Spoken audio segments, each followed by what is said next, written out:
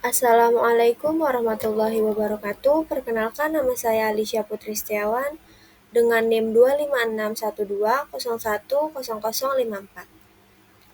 Baik, di sini saya akan membahas tentang laporan keuangan inovatif.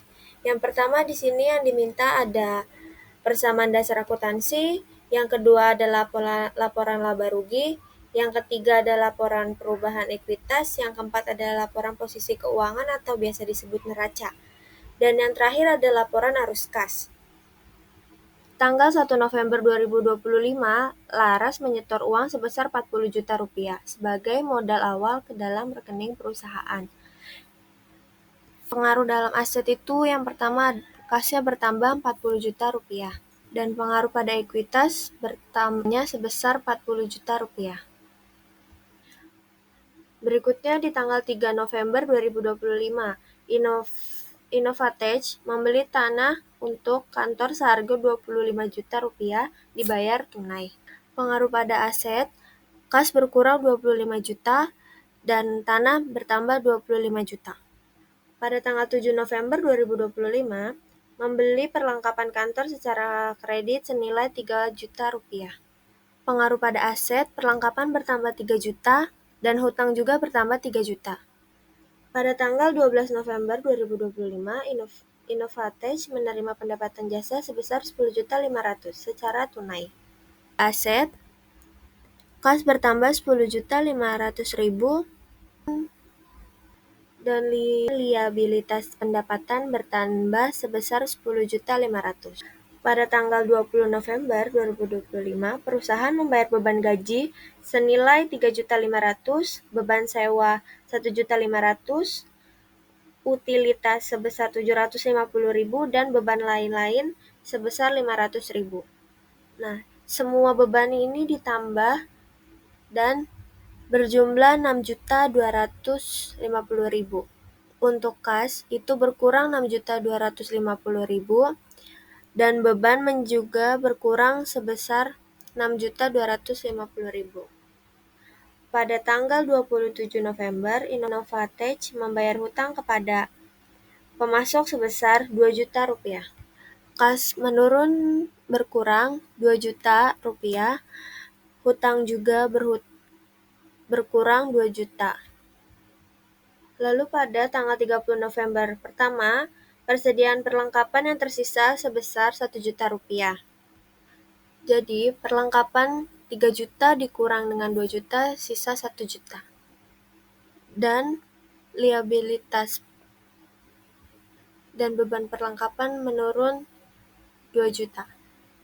Lalu pada tanggal 30 November kedua, Laras menarik uang tunai sebesar 3 juta rupiah untuk keperluan pribadi.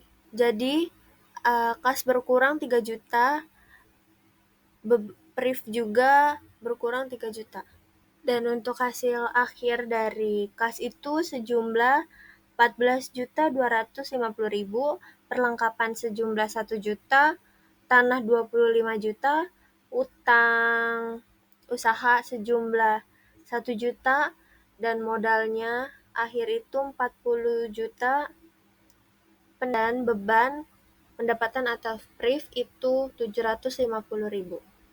Dan total semua dari aset itu 40.250.000 dan liabilitas ekuitas juga sejumlah 40.250.000.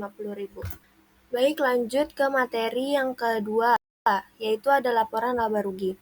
Yang pertama itu ada pendapatan jasa tadi sebesar 10.500.000 dan beban-beban semua total beban-beban itu ada beban gaji, beban sewa, beban utilitas, beban lain-lain, dan beban perlengkapan.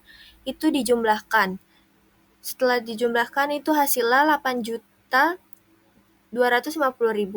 Nah, pendapatan jasa dikurang dengan 8.250.000 itu hasilnya 2.250.000 atau bisa disebut dengan laba neto atau laba bersih. Selanjutnya ada laporan perubahan ekuitas. Laporan perubahan ekuitas ada modal Laras 1 November 2025 sebesar 40 juta, dikurangi laba neto atau laba bersih sebelumnya sudah kita hitung ada 2.250.000. Nah, 40 juta dan 2.250.000 itu ditambah dan hasilnya 42.250.000. Selanjutnya ada PRIF. PRIF-nya tadi Laras mengambil uang 3 juta rupiah, jadi 42.250.000 ini dikurangin dengan 3 juta. Hasilnya 39.250.000. Baik, selanjutnya ada laporan posisi keuangan neraca. Asetnya tadi ada kas sejumlah 14.250.000, perlengkapan sejumlah 1 juta, tanah 25 juta. Itu dijumlahkan dan sebesar 40.250.000. Liabilitas ada utang usaha senilai 1 juta. Ekuitas pemilik itu di modal akhir tadi ada di perubahan ekuitas, yaitu 39.250.000. 1 juta ditambah 39.250.000 itu sejumlah 40.425.000. Selanjutnya ada laporan arus kas. Arus kas dari aktivitas operasi. Yang pertama yang diambil itu kas yang diterima dari pelanggan senilai 10.500.000. Yang kedua pembayaran beban sejumlah 6.250.000. Pembayaran hutang itu ada 22 juta rupiah. Ini semuanya dikurang dan hasilnya 2.250.000. Selanjutnya ada arus kas dari aktivitas operasi yang diambil itu pembayaran kas untuk pembelian tanah senilai 25 juta. Arus kas dari aktivitas pendanaan, modal Laras 1 November 40 juta rupiah, PRIF-nya 3 juta, Laras dan PRIF itu dikurang, jadi hasilnya 37 juta rupiah. Nah, hasil dari 2.250.000, 25 juta, dan 37 juta ini dijumlahkan.